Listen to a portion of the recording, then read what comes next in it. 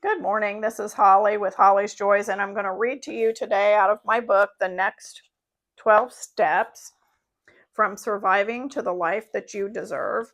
And it is about people who you have in your life who struggle with addictions of all kinds, and actually any troubled relationship could benefit from the tips and tricks that I have discovered along the way of me loving somebody who has addiction as their life struggle.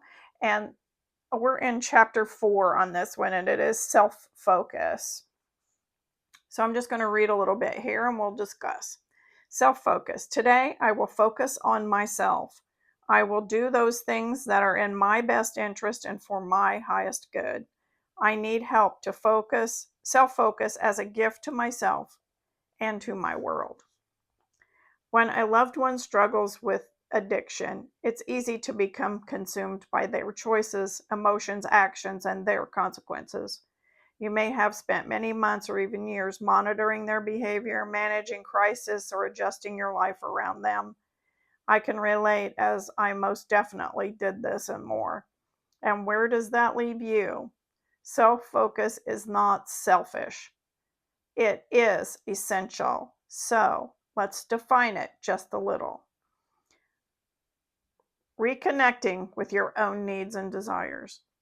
Releasing all uncomfortable feelings around putting yourself first. Redirecting your energy toward your personal growth. Now, these are the 3 things I want to talk about. Is that reconnecting with yourself and the things that bring you joy and desires and your needs. And then releasing your uncomfortable feelings about doing that and redirecting your energy towards your personal growth.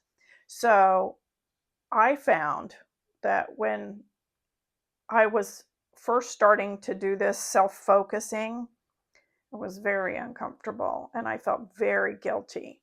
But I had tried everything, literally everything imaginable beyond that. Now, was I trying everything in the absolute world? No, but I tried everything in my world and in my understanding. I tried everything I knew and understood to do.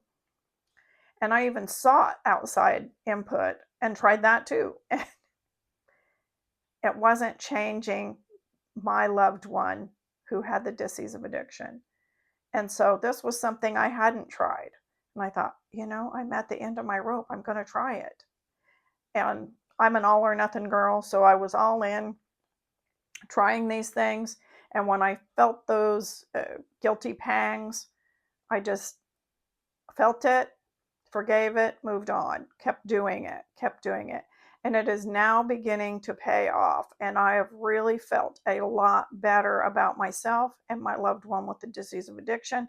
I now am not in the triggered phase, the anxiety phase, the angry phase, and I can approach them with more tenderness, compassion, and love because I am not in that frenzied state. I mean, I was in a frenzied state for many years, literally. And it caused a lot of physical ailments, a lot of mental anguish.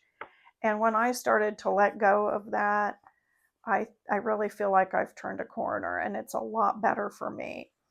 And this is on page 55 in the book that I wrote. And here's the back of it in case you're interested. It is available on Amazon and it's $15. And you just look up The Next 12 Steps by Holly Gorman.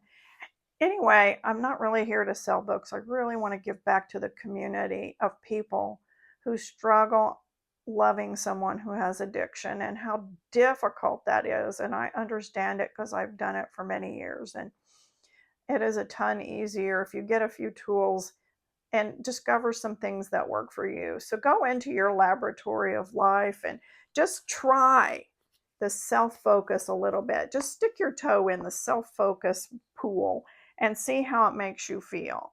And if you see any kind of improvement, I would really recommend you just keep pressing into that and loving yourself.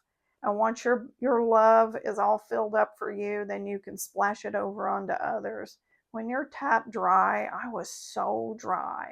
Like I was angry, bitter, anxiety ridden, all those fun things. How do you give love when you're in that state? You really can't. And so I don't mean to laugh. It's not funny. It was brutal. It's horrible. So if you're at the end of your rope and you need something new to try self-focus. That's my recommendation, and it worked for me, so maybe it'll work for you. Go give it a try in your laboratory of life, and we'll see you next time. And go subscribe at Holly's Joys on YouTube, and I've got some other videos about similar topics and scriptures, and just I try to be an uplifter. I even have cat videos. He's really cute. So we'll see you next time. Bye.